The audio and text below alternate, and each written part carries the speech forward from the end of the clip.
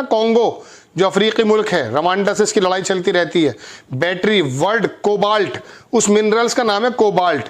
Mine production ये Congo के अंदर ही लगभग रशिया से पहले 70% के करीब है, और बाकी ऑस्ट्रेलिया रशिया के पास है।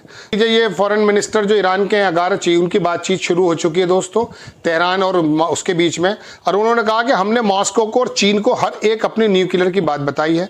दरअसल अमेरिका का कहना यह कि 3.6 जो यूरेनियम का इनरिचमेंट होता है, जो इससे 60% से ज़्यादा अगर चला जाता है तो वो वेपन्स की तरफ चला जाता है। वो कह रहे हैं 60 से नीचे अगर आप करें अपनी एनर्जी वगैरह के लिए कोई दिक्कत नहीं है। तो उन्होंने कहा कि हम पहले ज़बान दे चुके हैं। डिमांड किया ट्रंप से कि guarantee, Iran demands Trump guarantee और नॉट अबॉन्डिंग फ्यूचर। आप अगर बातचीत कर रहे हैं तो भविष्य में फिर दोबारा से न्यूक्लियर की बात नहीं लेकर आएंगे। ये ईरान की तरफ से बयान आया दोस्तों कि बार बार डोनाल्ड को एक दौरा पड़ जाता है कि वो कोई भी बात उठा देता। अभी कॉन्गो चला गया है, कॉन्गो के अंदर भी मिनरल्स हैं, अपने समधी को भेज दिया है वहाँ। दोस्तों मेरा नाम राशिद ज़हीर है और आप देख रहे हैं मेरा न्यूज़ चैनल जिसका नाम है न्यूज़ 9 TV। ईरान अमेरिका की बात रोम में शुरू हो गई है। ईरान ने अपने इरादे जाहिर कर दिए। अमेरिका की तरफ से भी दो तरह की खबरें आ रही हैं। एक तरफ जहां ईरान को वो कुछ रियायत देते हुए ये चाहता है कि किसी प्रकार की डील हो जाए, दूसरी तरफ अमेरिका की तरफ से थोड़ा सा ये भी खबरें आ रही हैं कि वो ईरान पर किसी प्रकार का शिकंजा भी कसना चाहता है। उधर इसराइल की तरफ से था, उसे हमास ने पूरी तरह से मुस्तरद कर दिया और बोल दिया कि पूरी तरह से आप लोगों का इनखला होगा, तब हम एक ही दिन में सबको छोड़ देंगे और आप भी हमारे सब लोग एक साथ छोड़ दें, वरना बहरहाल जो भी होगा। दोस्तों इसके अलावा मैं आपको कुछ और खबरें दिखा देता हूं, आपकी स्क्रीन पर हैं जो मैंने आपके लिए ली हैं। पहली खबर देखिए दोस्तों, ये है कि एक पत्रकार ने ट्रंप से उसकी प्रेस कॉन्फ्रेंस के दौरान कहा कि अगर ईरान ने न्यूक्लियर वेपन्स को हासिल कर लिया तो तुम्हारे लिए बड़ी परेशानी हो जाएगी, आप डेंजर में आ जाएंगे। दूसरी खबर देख लीजिए, ट्रंप ने कहा कि हम लोग मीडिएशन से बाहर आ जाएंगे यूक्रेन और रशिया के बीच में अगर आप लोग कोई फैसला नहीं करते। वो फैसला हो चुका है, ये मैं आपको बता रहा हूँ। ये तुलसी गैबर्ड हैं और पीट हेगस्ट हैं, ये भी बड़ा अधिकारी है, और JD वैंस हैं। इन्होंने कहा कि ईरान पर जो हमले की तैयारी इसराइल कर रहा था उसके हम खिलाफ हैं, और उन्होंने कहा कि अगर अमेरिका को वो किसी प्रकार से इसके अंदर घसीटना चाहते हैं तो बेहतर है, प्रेसिडेंट ने इसने अपने आप को इससे अलग कर लिया है। आगे उन्होंने कहा कि तेहरान की जो बातचीत चल रही है, जो न्यूक्लियर लिमिट पर बात चल रही है, वो बेहतर है, एडमिनिस्ट्रेशन के एतबार से ही ये मसला हल हो जाएगा। चौथी खबर देखिए, ट्रंप का जो एडमिनिस्ट्रेशन है, इसके बारे में मैं आपको कल खबर दे चुका था कि वो सीरिया से वापस आ रहा है। बड़ी खबर देख लीजिए, ये रशिया का जो विदेश मंत्री हैं और अमेरिका के लारो रूबियो, इन लोगों की बात US कुड, इन्होंने कहा ना अमेरिका हट सकता, वही खबर है।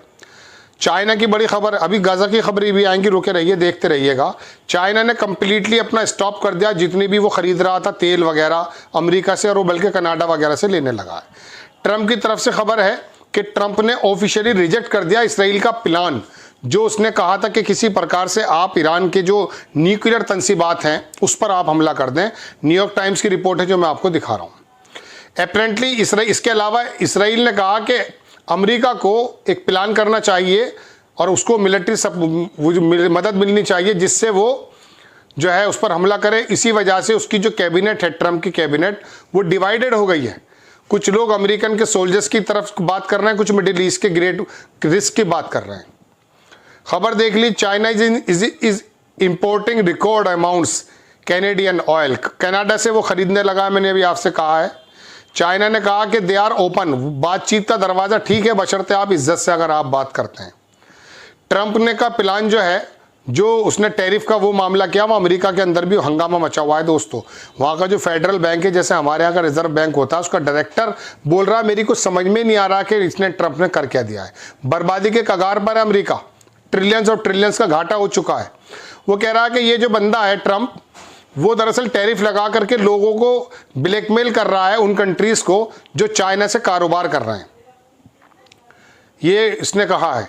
ये देख लीजिए, ये फॉरेन मिनिस्टर जो ईरान के हैं अगारची, उनकी बातचीत शुरू हो चुकी है दोस्तों, तेहरान और उसके बीच में, और उन्होंने कहा कि हमने मॉस्को को और चीन को हर एक अपनी न्यूक्लियर की बात बताई है। दरअसल अमेरिका का कहना यह कि 3.6 जो यूरेनियम का इनरिचमेंट होता है, जो इससे 60% से ज़्यादा अगर चला जाता है तो वो वेपन्स की तरफ चला जाता है। वो कह रहे हैं 60 से नीचे अगर आप करें अपनी एनर्जी वगैरह के लिए कोई दिक्कत नहीं है। तो उन्होंने कहा कि हम पहले ज़बान दे चुके हैं, चाइना को रशिया को हम बता देते हैं। उन्होंने कहा कि चाइना रशिया ही ज़मानत के लोगों के, चूँकि उसने कहा कि इन लोगों का भरोसा कोई है नहीं। बातचीत ज़रूर हो रही है दोस्तों रोम के अंदर, लेकिन ऐसा लगता नहीं है कि दोनों एक दूसरे पे भरोसा करते हैं। इनडायरेक्ट टॉक जो चल रही है यूएस अगारची की, ईरान ने कहा कि ईरान देखता है सीरियसनेस, थोड़ा सा अमेरिका को देखता है कि उसके अंदर सीरियसनेस है और वो थोड़ा सा नेगोशिएशन के अंदर बात भी कर रहा है। और उसने ये भी कहा कि पहली बार हमें पता चला कि अमेरिका दरअसल इतना नहीं चाहता कि वो पूरी तरह से वेपन्स पर प्रतिबंध लगा रहा है। हमें ऐसा लगता है कि शायद थोड़ा सा, मेरे ख्याल से अमेरिका जो, ये ईरान का ख्याल है, मेरा क्या ख्याल होगा। खैर, ये तो दूसरी खबर है। जो यूरोपियन यूनियन है उसके बारे में कहा जा रहा है कि उसको डिसाइड करना चाहिए रीइम्पोज ईरान पर। हम जो है, मार्को रूबियो का कहना है, ये वहीं पर है इस समय पेरिस में, कि यूरोपियन यूनियन को ईरान पर सैंक्शन और लगा देने चाहिए। एक तरफ आप बात कर रहे हैं रोम में और दूसरी तरफ पेरिस में इसका मार्को रूबियो बोलता है कि साहब आप जो हैं यूरोपियन यूनियन से कि ईरान पर आप सैंक्शन लगा दीजिए। ये है वो दो मुहैया रवैया। व्हाइट हाउस का जो इन्वॉय है विटकॉफ, ये डिप्लोमेटिक टॉक चाहता है न्यूक्लियर ईरान, मतलब न्यूक्लियर पर ईरान के साथ। इन्होंने कहा हम लोगों ने तैयारी भी कर ली है। बड़ी पूरी दुनिया की निगाहें इस वक्त विटकॉफ और ईरान के जो विदेश मंत्री, इन्हीं लोगों की बातों पर हैं। पूरी दुनिया ये देख रही है कि आखिरकार क्या बात होने वाली है। इसके अलावा दोस्तों मैं दूसरी खबर दिखाता हूँ। ये जो अफेयर्स मिनिस्टर हैं रोम डर्मर और मोसाद का डायरेक्टर डेविड बार्निया, ये लोग भी पहुँच गए हैं रोम में, पेरिस में, मार्को रूबियो से और बाकी जो दूसरे लोग हैं उनसे बातचीत करने के लिए। और इनका कहना यह कि आप जो ईरान से बात कर रहे हैं ये बहुत बेहतर नहीं है।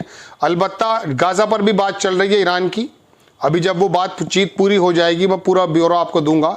अभी तक तो सिर्फ ये कि बात को स्टार्ट होने की खबरें हैं। गाज़ा का जो ह्यूमैनिटेरियन जो तमाम तरह की वहाँ परेशानियाँ हैं, वहाँ लोग भूख से तड़प कर मरने लगे हैं। 90,000 लोग फ़लस्तीनी इधर से उधर हैं और वहाँ पर बहुत बुरे हालात हैं दोस्तों। ईरान ने डिमांड किया ट्रंप से कि guarantee, Iran demands Trump guarantee और नॉट अबॉन्डिंग फ्यूचर। आप अगर बातचीत कर रहे हैं तो भविष्य में फिर दोबारा से न्यूक्लियर की बात नहीं लेकर आएंगे। ये ईरान की तरफ से बयान आया दोस्तों कि बार बार डोनाल्ड को एक दौरा पड़ जाता है कि वो कोई भी बात उठा देता। अभी कॉन्गो चला गया है, कॉन्गो के अंदर भी मिनरल्स हैं, अपने समधी को भेज दिया है वहाँ पर। यूक्रेन के तो मिनरल्स उसके हिस्से में आ ही गए लगभग, और वो कॉन्गो से भी लेना चाहता है। कॉन्गो के अंदर एक खास मिनरल्स में कोई नाम है, 70-73% सिर्फ कॉन्गो में है। अफ्रीकी मुल्कों पे उसकी नज़र है। ठीक है जनाब, ये मैंने खबर आपको बता दी है। ये खबर देख लीजिए, ईरान की तरफ से भी एक बात आई है कि ready to provide support assistance Syria के बारे में। अब ये ईरान का जो रवैया सीरिया के बारे में वो थोड़ा नर्म होने लगा है। उन्होंने कहा हम लोग बातचीत चाहते हैं, सीरिया के अंदर स्टेबल गवर्नमेंट हो और तमाम तरह का आपस में वो हो। We officially declare Iran readiness to support and the assist new Syrian government. ये बात की है उन्होंने। अब ये लेबनान की खबर देख लीजिए, शेख नईम कस्साम है। इन्होंने कहा कि हम जब तक हथियार नहीं डालेंगे, जब तक लिखित रूप में और बाकायदा इसराइल का और गाज़ा का मसला हल नहीं होगा, चूँकि ये आदमी अपनी ज़बान से फिर जाता है। बात ये चल रही थी कि लेबनान की गवर्नमेंट के सामने ये हथियार डाल के हिजबुल्लाह वहाँ से मर्ज हो जाएगा, ख़त्म हो जाएगा। लेकिन उन्होंने कहा जब तक ये नेतन्याहू की जो शरारतें हैं इसका कोई भरोसा नहीं है। ट्रंप के बारे में भी उन्होंने यही बात कही है कि अगर ये आप चाहते हैं तो पहले लिखित में बातें करें, ये वाले मसले निपटाएं, उसके बाद हम अपने हथियारों को नीचे डालेंगे। और जितना हमें आप हल्का समझते हैं उतने हल्के हम हैं नहीं। Anyone who thinks we Hezbollah are weak is delusion, मतलब ये मिथ्या है। ट्रंप ने ऑर्डर दे दिया सोशल मीडिया पे चलिए इसको छोड़ दीजिए। तो दूसरी खबर है, ये खबर मैंने आपको दोस्तों बता दी। कुछ और इंपॉर्टेंट खबरें हैं, हालांकि वो अलग जगह हैं। यूक्रेन का मैंने बता दिया, US sign agreement in lead up to full minerals deals, पूरे के पूरे मिनरल्स उसके हो जाएंगे। ये अमेरिका की बात हो गई। ये डकैती हैं खुले, आज के टाइम की डकैतियां खुली। US Ukraine minerals deal is back on to be sign next week, Trump says. ये बात मैंने आपको बता दी है। ये रशिया का भी बंदा जो अखबार है टास, उसने भी छापा है। ट्रंप ने कहा कि Russia next move against Ukraine could be discuss, छोड़ दीजिए। दूसरी खबर देख लीजिए, यूएस का जो इन्वॉय है विटकॉफ, उसने कहा कि जो वहाँ पर जगह हैं जहाँ से वो मिनरल्स निकालेगा, वो जगह जो रशिया के अंडर में, उनको आसानी से हल कर लिया जाएगा। ये खबर है। यूएस डिमांड, चलिए इसको छोड़ दीजिए। एक खबर और रह गई थी, वो मैं आपको दिखा देता हूँ अगर मुझे मिल जाती है। इंपॉर्टेंट खबर देखिए, वो खबर मैंने आपसे कहा ना, कॉन्गो जो अफ्रीकी मुल्क है, रवांडा से इसकी लड़ाई चलती रहती है। बैटरी, वर्ल्ड, कोबाल्ट, उस मिनरल्स का नाम है कोबाल्ट। माइन प्रोडक्शन ये कॉन्गो के अंदर ही लगभग रशिया से पहले 70% के करीब है, और बाकी ऑस्ट्रेलिया रशिया के पास है। तो इसकी पूरी दुनिया में निगाह जा रही है। ट्रम्प सपोर्टर्स प्रिंस, चलिए इसको छोड़ दीजिए, ये खबर भी हो गई, ये खबर भी हो गई। दोस्तों टोटल खबरें ये हैं जो मैंने आपको बताई हैं। गजा के मद्देनज़र ईरान की बातचीत में जो बात चल रही है उसको देखा जाएगा। यूएस ने एक चाइनीज़ कंपनी है, जैसा कि इसकी स्टारलिंक है ना टेस्ला वाले की, इसी तरह से एक चाइना की भी कंपनी है, उसको बारे में बोल रहे हैं वो कि उन्होंने स्टारलिंक की तरह, जैसे स्टारलिंक ने यूक्रेन के अंदर असिस्टेंस किया था, उनका कहना है हुतीस को जो है अमेरिका के वारशिप पर हमला करने के लिए चीन की कंपनी ने उनको असिस्टेंस किया है। Chinese firm sold satellite for intelligence to Russia, इसने वैगनर ग्रुप को भी दिया था, इसका कहना यह है। ये इल्ज़ामात के दौर पे आ चुका है। बहरहाल दोस्तों यही खबरें हैं जो मैंने आपके सामने रखी। और इम्पॉर्टेंट बात तो यह है कि एक तो हमास ने बड़े मजबूती का रुख इख्तियार किया है। अब आगे ईरान की और अमेरिका की बात चल रही है, वो न्यूक्लियर से आगे चल करके चलती हैं। और दूसरी बड़ी खबर मैंने आपको कल बताई थी, सऊदी अरब के शाह सलमान का जो छोटा बेटा है, वो जो वहाँ सुप्रीम लीडर से मिला, लेटर दिया है, उस बीच उनकी क्या बात हुई है। कुछ लोग अपने कयास लगा रहे हैं कि उनको दावत भी दी गई है, कुछ लोग कह रहे हैं कि हम सबको मिलकर इस काम को करना है। सऊदी अरेबिया सिर्फ पैसा खर्च कर दे, ईरान जो काम कर रहा है, अब आप अंदाज़ा नहीं करते हमास को 19-20 महीने हो गए, कहाँ से आ गए उसके पास गोला बारूद। हूती से कौन लड़ रहा है? ये सब ईरान का वो जो कासिम सुलेमानी था ना, उसके एहसानों को याद कीजिए, जिसने प्रॉक्सी वॉर के ज़रिए इन लोगों को खड़ा कर दिया। क्योंकि ईरान पर तो सैंक्शन थे, वो तो इंतज़ार करने के ईरान का कोई लिंक नज़र आए हम बमबारी कर दें। आखिरकार ईरानी इनकी नज़रों के अंदर किरकिरी किस लिए बना हुआ है? चूँकि वो न्यूक्लियर पावर ना बन जाए। यहाँ पर क्या कहता है कि ये इसराइल इतने बड़े बमबारी के लिए तैयार बैठा है, लाखों लोगों को मार डाला है। दुनिया का जो सफ़ेद पोश है वो बोलने को तैयार नहीं है ईरान के बारे में, जबकि वो तमाम सैंक्शन के बावजूद भी अपने आप को खड़ा कर रहा है किसी प्रकार से। लेकिन अब इतना आसान नहीं है। सऊदी अरेबिया का जो चाइना ने मसला हल कराया था ईरान के साथ, अगर ये लोग एक खित्ते पर आ जाते हैं जिसकी उम्मीद थोड़ी सी जगती है, चूँकि इनके इक़्तिदार पे भी हालत आ गए ना भाई। कुर्बानियाँ तो दे दी हैं गज़ा के लोगों ने, गज़ा के मुसलमानों ने, लाखों लोग मर गए, बच्चे हज़ारों की तादाद में बच्चे। एक बच्चे का फ़ोटो देखा परसों, उसे वर्ल्ड प्रेस ने सम्मानित भी किया उस फ़ोटो को। उस फ़ोटो में एक बच्चे के दोनों हाथ नहीं हैं। ये हमारे देश के एक बड़े पत्रकार हैं, उन्होंने भी छापा। लेकिन दोस्तों मैं बात बताऊं, आगे लिखा यह है, उसने कहा कि मैं अपनी माँ को गले किन हाथों से लगाऊंगा।